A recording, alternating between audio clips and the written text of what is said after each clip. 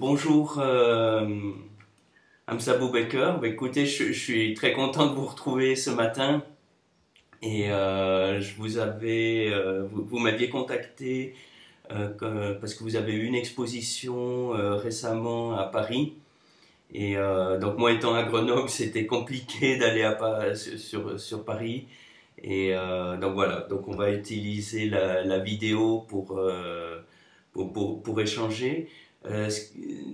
Il y a une question que je pose toujours au départ, c'est un petit peu d'où viennent les gens et que ce soit enfin, plus généralement l'art, la culture, parce qu'on ne vient pas du hasard, et un petit peu déjà peut-être parler est-ce qu'il y a des influences dans votre famille Ben, d'abord bonjour, hein, mais je pense que pour tout Algérien, les influences qu'on a pu avoir sur le plan de l'art, ça vient tout simplement de nos femmes, nos mères, nos grands-mères, nos tantes. Pourquoi? Parce que c'est elles qui ont véhiculé toute forme d'art. Je prends par exemple la chanson, donc les femmes souhaitent quand elles travaillent ou quand elles battent le lait ou quand elles vont dans des mariages, donc elles chantent des chansons qui sont des chants qui viennent de si loin, donc elle est perpétuée par moralité. Quand les femmes réalisent la tapisserie, tout ce graphisme, ce motif qu'on trouve sur la tapisserie viennent des mains des femmes et de leur invention. Quand les femmes produisent des poteries, c'est la même chose. Donc tous ces dessins, ces motifs qu'on trouve sur les poteries, c'est bien les femmes qui les reproduisent et qui les réalisent. Ma grand-mère m'a toujours raconté des contes quand j'étais petit, donc tout vient de ces femmes. Je crois que c'est la première influence qu'on a eue, sans le savoir, c'est d'avoir été bercé par ces chants, par la vue quotidienne de ces beaux tapis, de cette belle poterie. Donc ça, je parle du temps de mon enfance, du temps de l'époque où les femmes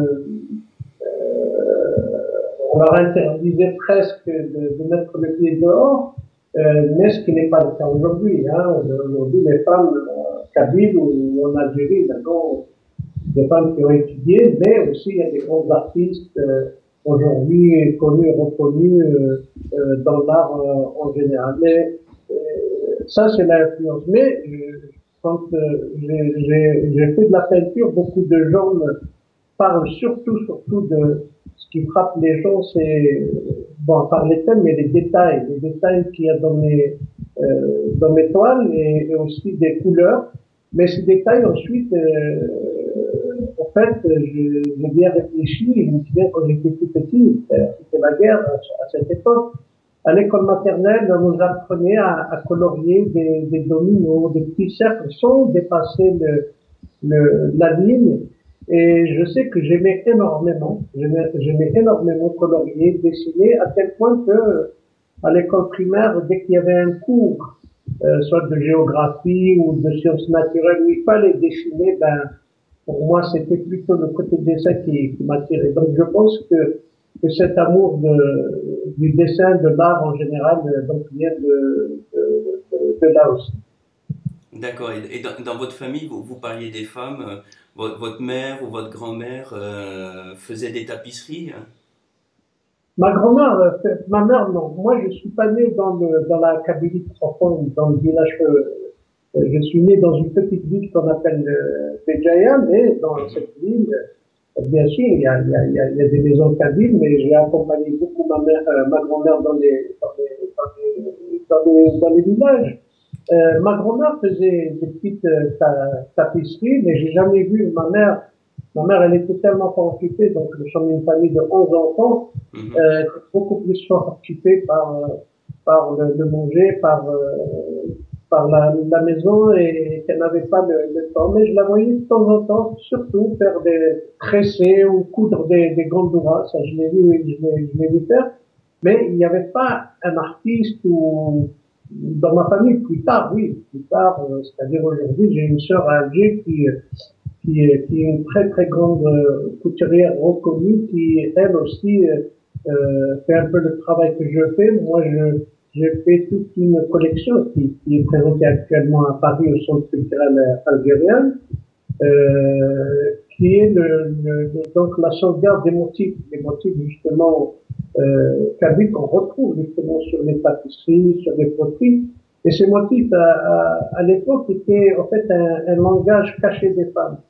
À l'époque, les femmes se communiquaient par ces motifs et donc à l'intérieur de la maison, une femme, par exemple, sur le mur, allait raconter l'humeur comment elle est le jour même. Par exemple, si elle est triste, si elle est heureuse, si elle attend un événement, à tel point quand les femmes venaient lui rendre visite, eh ben, il fallait pas qu'elle, sans parler, les femmes lisaient, déchiffraient les motifs, et savaient dans quelle humeur elle était la femme.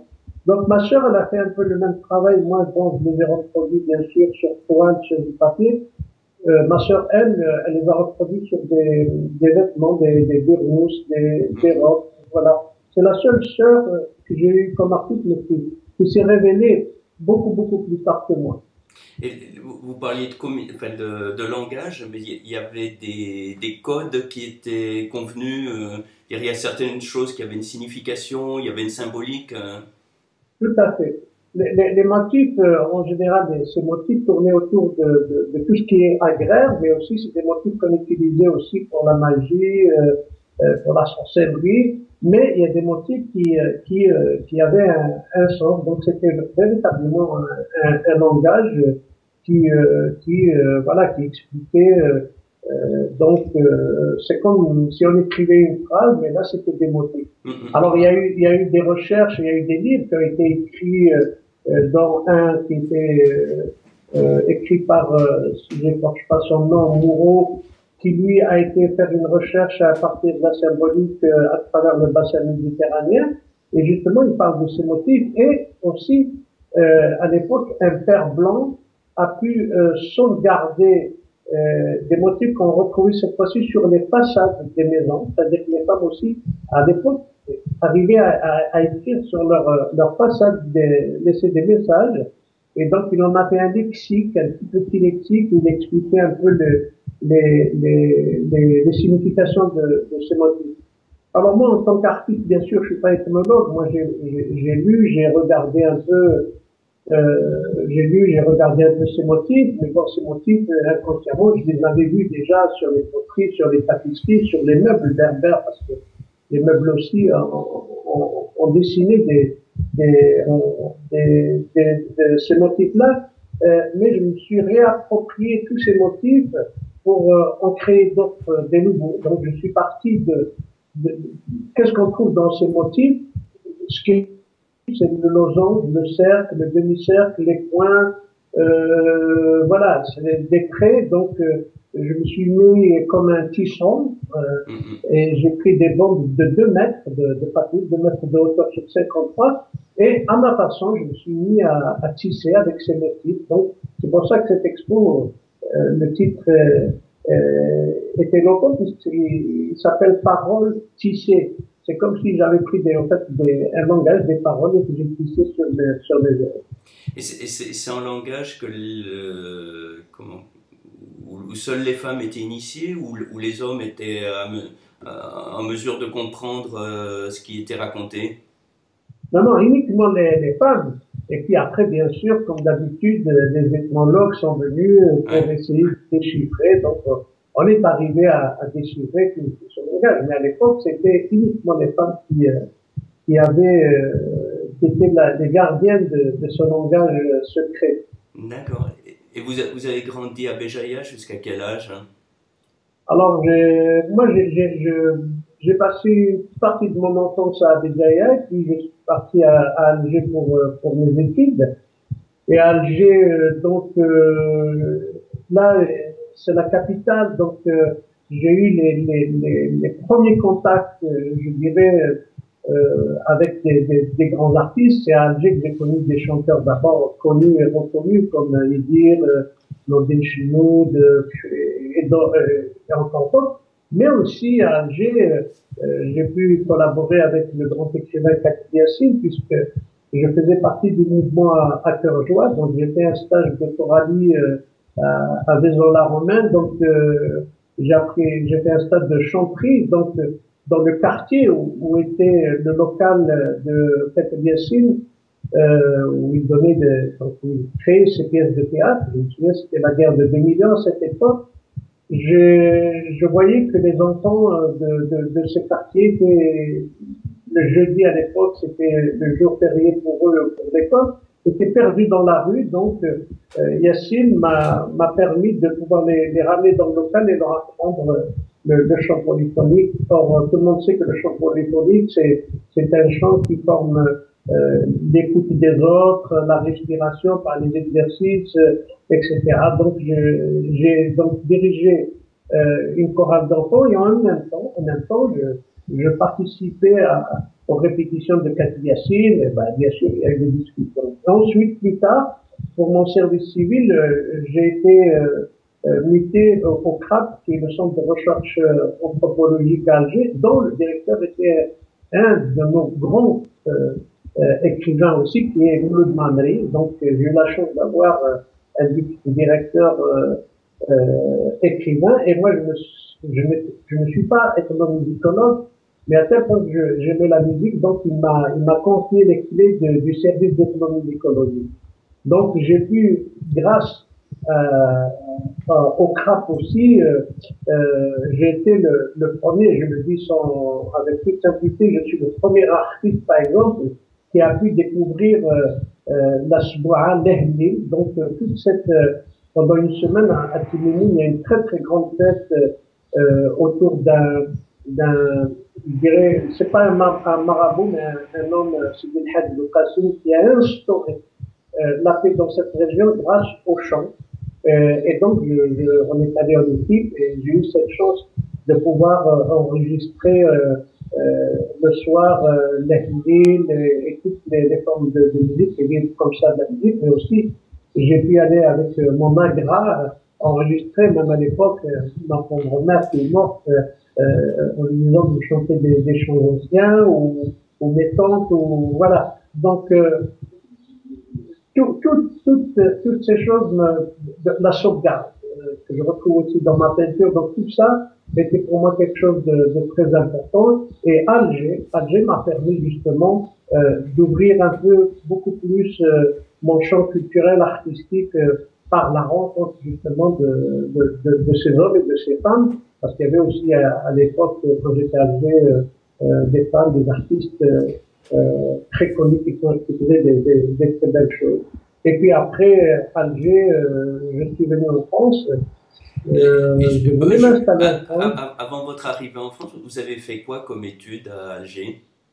Alors à Alger, j'ai fait ce qu'on appelle les lettres. Donc j'ai fait une seconde, une première lettre française, hein, parce que malheureusement, après, il y a eu une arabisation à outrance du lendemain, du jour comme ça.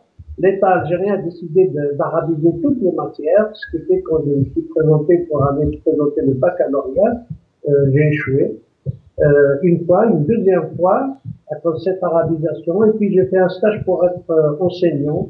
Et là aussi, j'ai fait un stage pour enseigner en français. Malheureusement, il y a eu aussi des problèmes d'arabisation, ce qui fait que j'ai enseigné, je crois, une année dans le public et une année chez Inter, parce qu'il y avait encore des écoles qui étaient tenues à Babylone par Inter.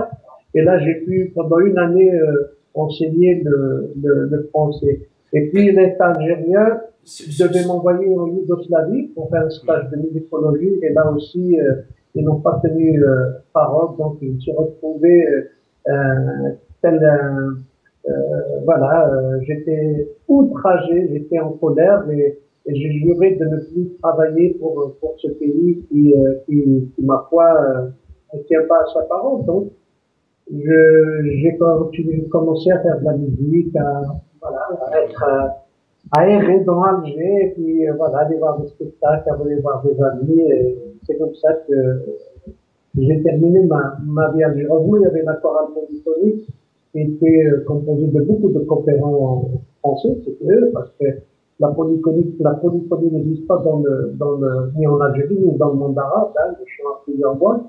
Donc là, c'était des coopérants et avec eux, j'ai eu un contact, ils ont compris parce que j'étais très mal quand mon stage a été refusé pour aller en Yougoslavie. Et c'est eux qui m'ont un peu remonté le moral, ils m'ont aidé à aller faire un stage à Carpentras pour faire la direction chorale. Vous avez grandi dans la langue berbère, c'est ça? Non, moi, j'ai dans les deux langues. Alors, Béjaïa est une ville qui a été, je dirais, arabisée par les différentes influences hamadites, etc. Et à Béjaïa, on parle le bougiote, qui est de l'arabe dialectal, et il y a qui parle le kabyle, et des fois, on parle des deux. Donc, chez moi, ma grand-mère me racontait les contes dans le dialectal, ma mère me parlait le dialectal, et puis, par contre, ma grand-mère, elle, quand elle parle des fois avec mon père ou avec d'autres, elle va parler en kabyle, mais dans le quartier, tout autour de nous, beaucoup des enfants de mon âge parlaient le kabyle. Donc, le kabyle, je le parlais beaucoup plus à l'extérieur, mais aussi à la rencontre de ma famille, c'est-à-dire quand j'allais en Kabylie avec ma grand-mère, ou sinon, pendant la guerre, par exemple, quand il y avait des bombardements, on allait bombarder dans les villages, et ben, là, beaucoup de gens de nos familles débarquaient à Béjaïa, se sauvaient, ils venaient chez nous pendant 15-20 jours, loger chez nous, et donc là aussi, comme ils connaissent pas un monde arabe dialectal, donc c'était le kabyle comme ils disaient. D'accord. Et vous êtes arrivé en France. C'était en France, hein, c'est ça? Oui, oui, tout à fait. Vous aviez quel âge quand... À 27 ans, quand je suis arrivé à Paris, je suis arrivé en 77, quelque chose comme ça, 78. D'accord. Et vous avez commencé par faire quoi quand vous étiez en France, hein? Alors, comme j'avais rencontré Idir à Béjaïa et je lui avais fait écouter mes chansons, les premières chansons c'était de l'adaptation, parce que je m'occupais du club, il a beaucoup aimé, donc il a voulu me produire puisqu'il était déteneur d'une maison d'édition qui s'appelait à l'époque Azouan, donc j'ai fait ma première cassette, donc c'était l'enregistrement de ces chansons qui a pris quand même du temps. Mais malheureusement, moi, en France, j'avais un visa de 3 mois, donc les 3 mois étant, comme on appelle ça, dépassés, il fallait quitter la France. Alors, moi, je voulais pas retourner en Algérie parce que je n'avais plus de but. Moi, je voulais continuer dans la chanson. J'ai dit que vous allez faire là-bas si c'est pour encore tourner en rond. Donc, on m'avait conseillé de venir en Belgique parce qu'en Belgique, il y avait des gens qui, à l'époque, avaient aidé les gens du FLN, ce qu'on appelle les porteurs de valise. Donc, un célèbre avocat qui est Serge Moreau, qui était l'avocat du FLN, et donc d'une dame aussi, Madame Irénée Jacquelin. Donc, voilà, on m'a dit que tu vas en Belgique, tu restes 2 ou 3 jours, et en revenant, tu auras un autre qui va faire la frontière. Donc, je me souviens, je suis arrivé à Bruxelles, il neigeait, avec ma petite chemise, mon petit manteau, et j'arrivais chez ces gens qui étaient très charmants et qui m'ont raconté toute l'histoire de comment ils ont fait pour aider justement les gens qui étaient condamnés à mort, etc. Et puis au bout de 3 jours, ils m'ont accompagné jusqu'à la frontière française pour pouvoir rentrer en France et avoir un nouveau visa. Malheureusement, à la frontière, j'ai été reculé par la police française. C'était l'époque où il y avait la loi Stoléry. Et cette loi disait qu'il fallait reculer toute personne étrangère du matin. Alors, je me retrouve à Bruxelles avec un visa qui allait périmer. Je ne savais plus rentrer en France et je ne voulais plus rentrer en Algérie. Et en fait, grâce à moi, quelque part, le réseau des porteurs de valises s'est réactivé. Ils ont eu les mêmes gestes qu'à l'époque, donc grâce à Serge Moureau et tous les autres, comme j'étais artiste, j'ai pu avoir des concerts de musique et là, faut dire la vérité, en Belgique, dès que j'ai fait mon premier concert, j'ai été adopté par le public, par les mass médias, parce que je portais une chanson que je connaissais pas, qui est la chanson kabyle, elle était connue en France, mais pas en Belgique, mais aussi le combat que je menais par rapport à la majorité, à la langue berbère, à notre histoire. Quand je disais, nous ne sommes pas des Arabes, on est des Berbères. L'Algérie n'est pas arabe, elle est arabisée. Ça n'a rien à voir, elle est arabophone. Comme disait Khatib Yassine, si l'Algérie était arabe, pourquoi l'arabiser en fait? Donc, me voilà, donc tout ça plaisait énormément au public, mais aussi aux mass médias. Et donc, grâce à ces concerts, j'ai pu constituer un dossier au consulat belge en Angleterre, j'ai pu avoir une carte en tant que professionnel. Et puis, avec le temps, je suis tombé amoureux de ce pays, mais aussi de Bruxelles qui m'a tout donné parce que je tournais énormément. Je chantais, la télévision m'ouvrait les portes, la presse, toute la presse m'ouvrait ses pages, si je puis dire, de ces journaux. Le public m'aimait beaucoup. Mais aussi, j'étais très attentif des problèmes aussi. Parce qu'il ne faut pas croire, à ce moment en Bruxelles, il y avait le fascisme, il y avait le VMO, il y avait le racisme, il y avait beaucoup de... Et donc, tout de suite là aussi, j'ai pris ma guitare pour aller, pour être en solidarité avec toute forme de lutte contre le racisme, contre tout ce qui peut être l'intolérance, tout ce mal qui est en train de détruire nos sociétés. Donc, je suis devenu un artiste engagé malgré moi. Et Bruxelles est devenue une école aussi de la diversité parce que c'est aussi une ville qui a beaucoup été contente de sa diversité et elle la montre. Elle n'a pas peur de montrer cette diversité. Et à l'époque, je me souviens quand je faisais des tournées, j'avais à côté de moi des groupes latinos, africains, turcs, marocains. Il y avait de tout. Et je pense que ça m'a quand même, comment dirais-je, j'étais tranquille de ce côté. J'ai dit, je suis un artiste qui passe à la télé, qui parle, qu'on invite et tout, dans un pays qui n'est pas le mien, alors que mon pays, mon propre pays, à l'époque, m'interdisait de parler ma langue. Et donc voilà pourquoi je suis resté à Bruxelles. Ça fait 33 ans maintenant que je suis là. Je dis toujours, je suis venu pour 3 jours et je suis là maintenant, ça fait 33 ans. Donc à l'époque, c'était uniquement au travers de la musique que vous exprimiez. Oui, tout à fait. Donc c'était la musique, je faisais des tournées, j'avais un groupe, etc. Et puis un jour, j'ai pensé à ma grand-mère, à cette grand-mère qui me racontait des contes. Et l'idée était au fait de pouvoir réaliser un outil.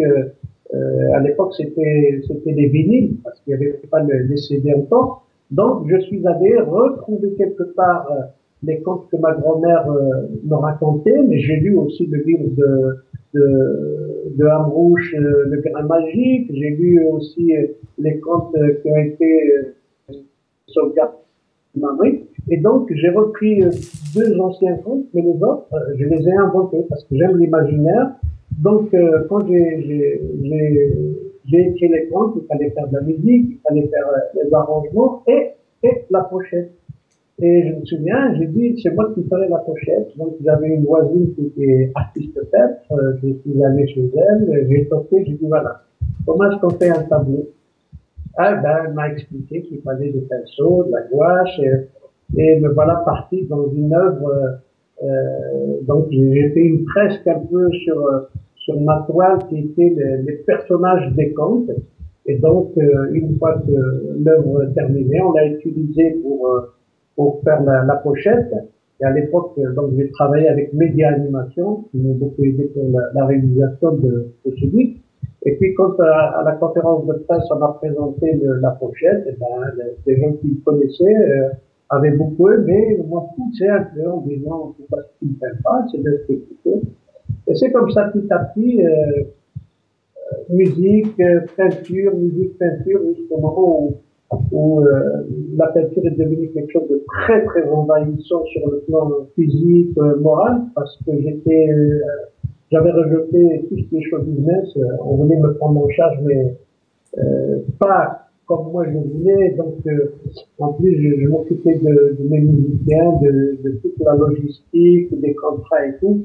Les répétitions, c'était très, très, très fatigant. Alors que la peinture, on prend une toile, on prend des pinceaux, on est avec soi-même, on est seul, et on a besoin de son imagination, de sa créativité pour créer quelque chose. Alors que la scène, on a besoin des musiciens, on a besoin de l'éclairage, du preneur de son. Et puis la peinture, comme ça, tout doucement, a pris le pas sur la musique et j'ai commencé à peindre.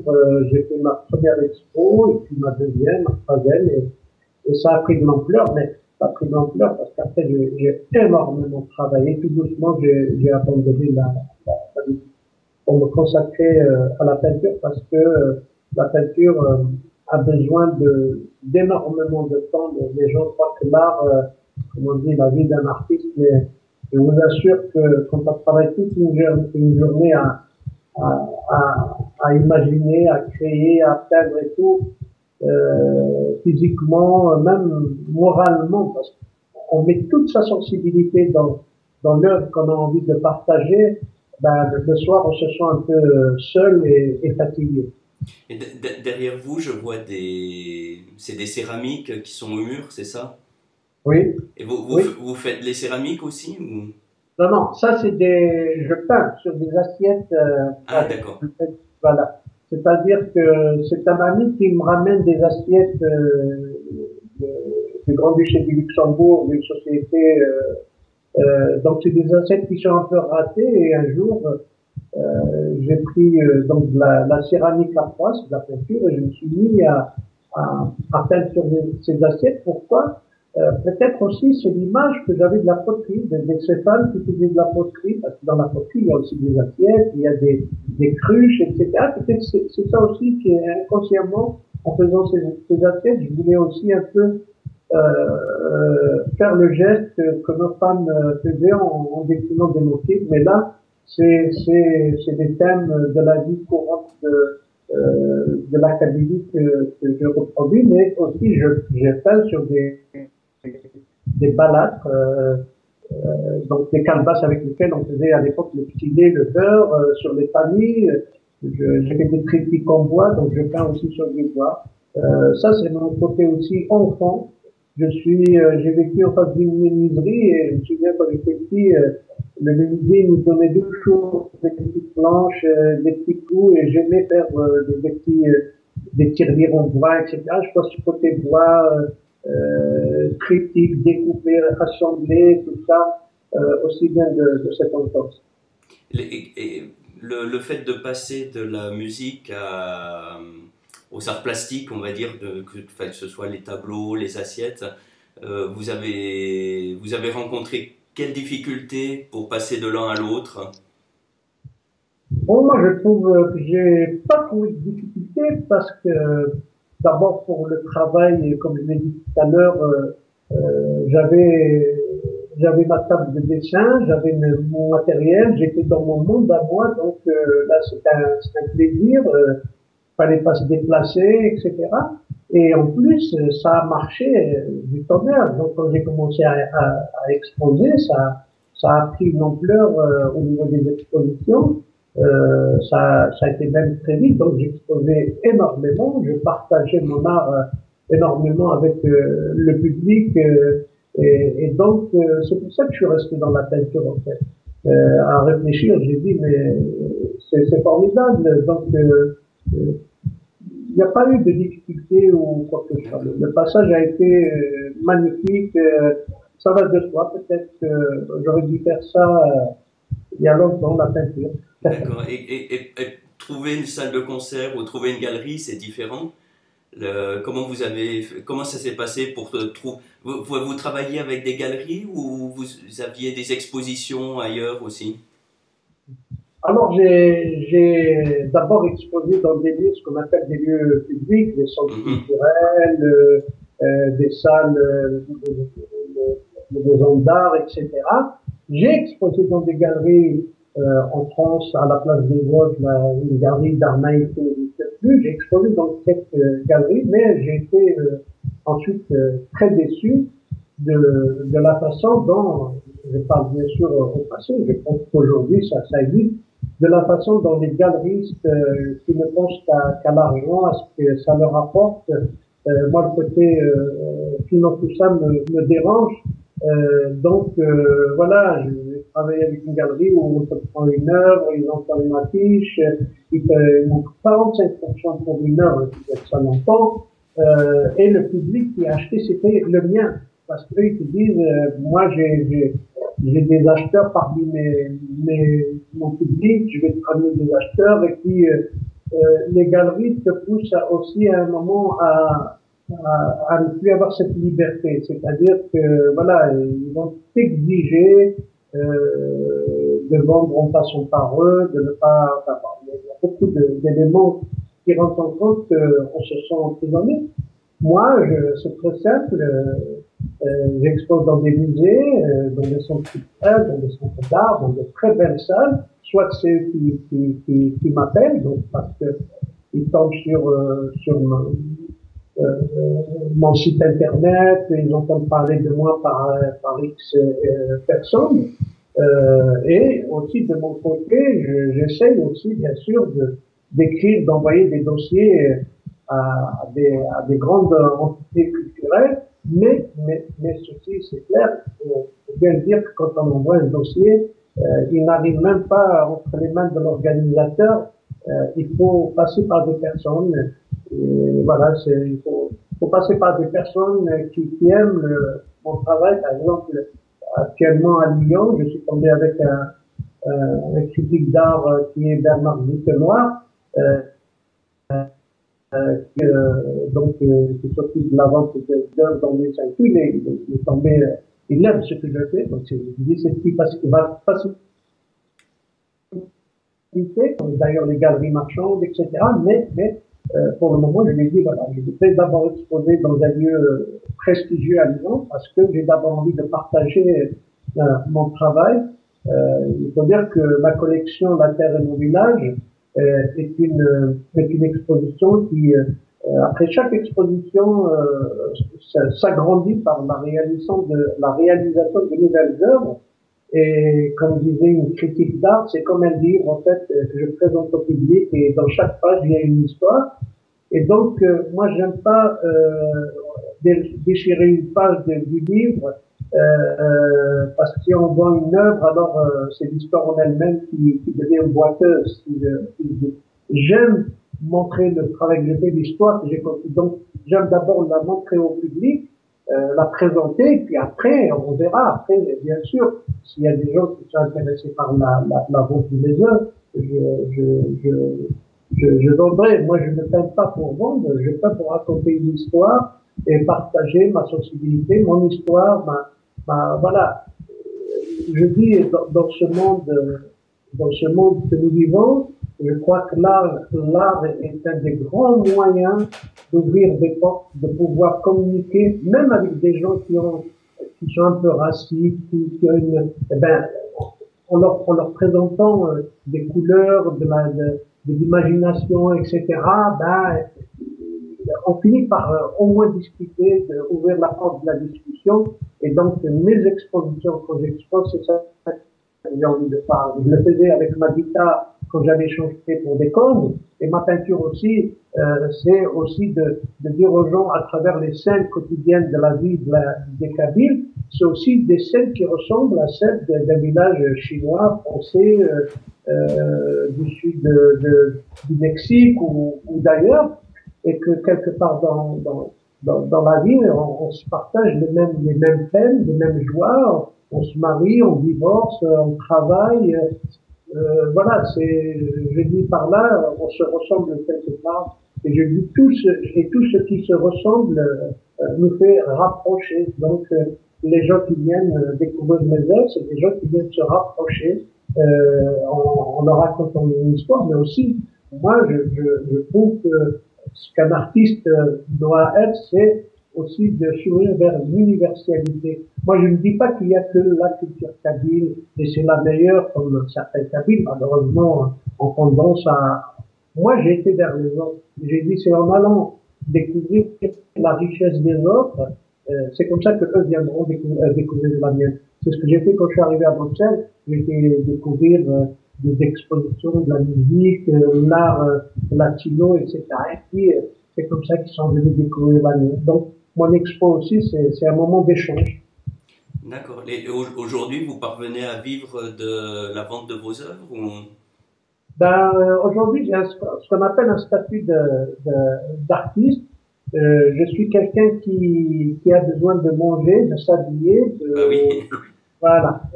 Pour le moment, je ne cherche absolument pas à penser je vis. Voilà. Donc je vis, je vais avoir ma retraite là, le mois prochain, mais je pense que je me suis construit une histoire dans mon travail. Il y a de plus en plus des gens qui s'intéressent. Bien sûr, il y a des gens qui veulent m'acheter des œuvres, mais il y a des œuvres que je n'ai pas envie de vendre parce qu'elles m'ont demandé énormément d'abord de travail pour les réaliser, et elles font partie de cette histoire. Donc, pour le moment, du moins, je les garde.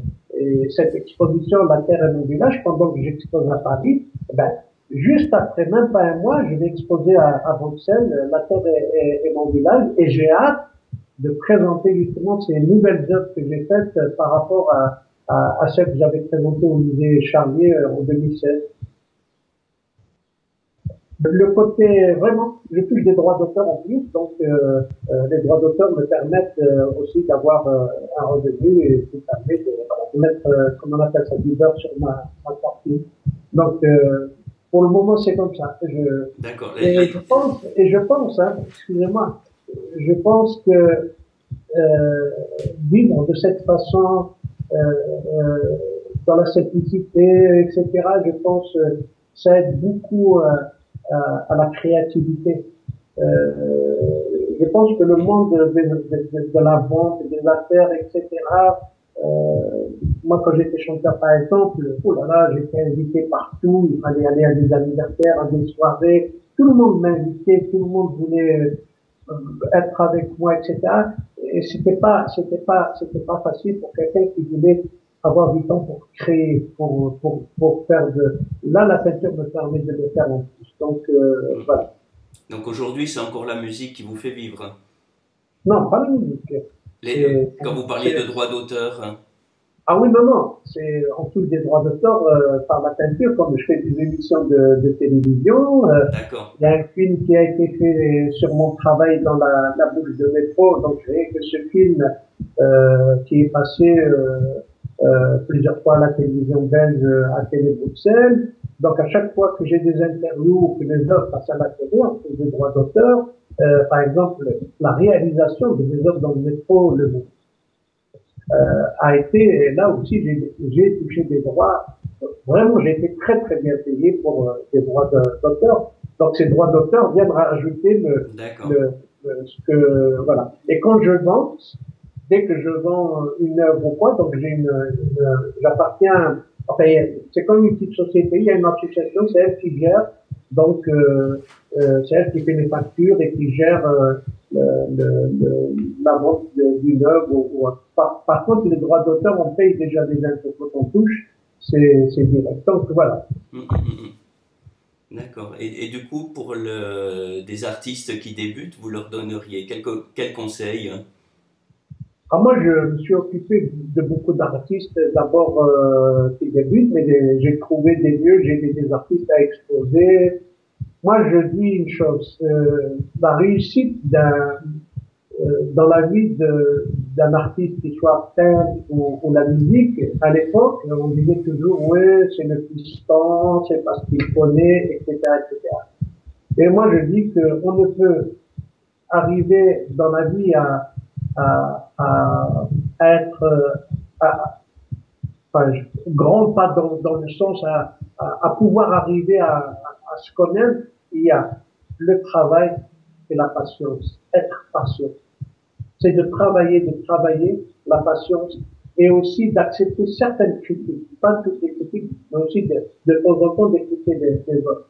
Mais moi, je pense que c'est mon travail, c'est à force de travailler, d'être patient, d'analyser aussi, de voir un peu ce qui se passe à gauche et à droite.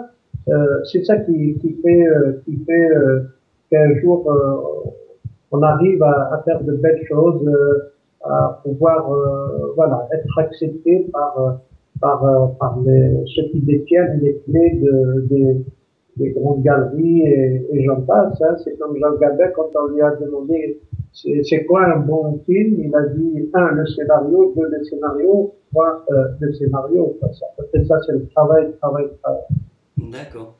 Et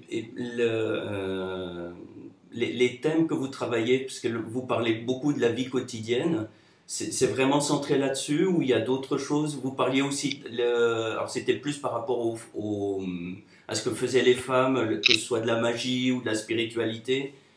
Le- Oui, vous- ça je ne touche pas. Hein. Donc moi je peins vraiment la vie quotidienne que j'ai vécue. Mhm, Ou que j'ai découvert plus tard aussi, hein, après l'indépendance, encore on a découvert des choses. Donc, c'est les récoltes, par exemple, la récolte des olives, c'est le souk, c'est le travail des femmes à l'intérieur de la maison, les femmes aussi, parce que en Kabylie, le jardin, c'est les femmes qui sont les gardiennes. Le travail, le mariage, oui, je peins les scènes de mariage, de la circoncision. D'ailleurs, euh, il se fait que je n'ai jamais peint des enfants sur mes toiles, ou c'est très très rare, parce qu'on me dit mais on voit pas les enfants, je leur dis c'est moi l'enfant, c'est moi qui, voilà, c'est mon regard dans cette peinture. Là, je suis quand même arrivé à pouvoir faire c'est mon dernier tableau d'ailleurs, une scène de la circoncision. Donc voilà, c'est la pêche parce que je suis né au bord de la mer, donc j'ai fait des scènes aussi, avec Camille aussi dans la pêche. Donc c'est toutes les scènes du travail quotidien, mais sans le côté spirituel. Par contre, j'ai travaillé sur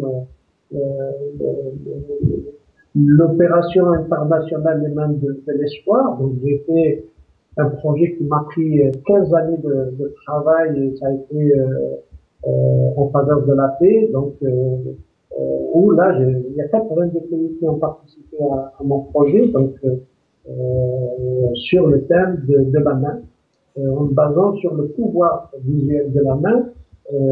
Et chez nous, quand on ouvre une main, on la montre, on la présente en avant, elle préserve la maison de maladies, elle rejette le mal. Donc je me suis basé sur cette notion de la main de Fatma pour justement essayer de pouvoir, à travers le calque de la main, travailler les notions qui sont la paix, la fraternité. Et là, il y a des valeurs aussi donc philosophiques ou autres. Et là, j'ai travaillé avec énormément d'enfants, d'écoles, de personnalités qui m'ont légué le calque de leurs mains avec des messages de paix. Je parle de l'abbé Pierre, comme je peux parler d'artistes connus en France grâce à Valérie Expert, qui était une amie et qui parlait de mon projet. Donc là aussi, c'est beaucoup plus. J'ai fait une collection de mains, c'est celle-là qui se trouve dans le métro, qui sont plutôt une collection. C'est un travail humanitaire en fait, beaucoup plus que la collection, la terre de mon village donc là, oui, il y avait aussi des débats, parce que le dessin était un support. Moi, ce que je voulais, c'était entamer d'abord un débat avec les enfants. C'est quoi pour vous la paix? C'est quoi pour vous la guerre?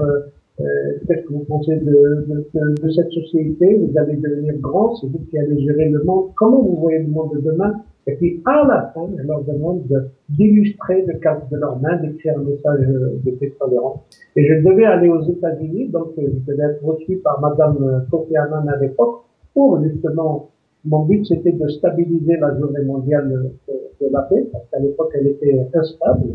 Malheureusement, une semaine avant notre départ, il y a eu des attentats des tours et le voyage a été Mhm. donc et il se fait que un peu plus tard, cette journée a été stabilisée. Mais ce que je reproche à l'ONU, c'est qu'ils n'ont pas mentionné que c'était moi, en fait, à l'époque, qui avait commencé ce travail. Et mon but, c'était de la stabiliser. Et j'ai eu la chance de rencontrer le numéro 2 de l'ONU, qui était français, Bernard Millet, qui est le grand patron de la SACEM.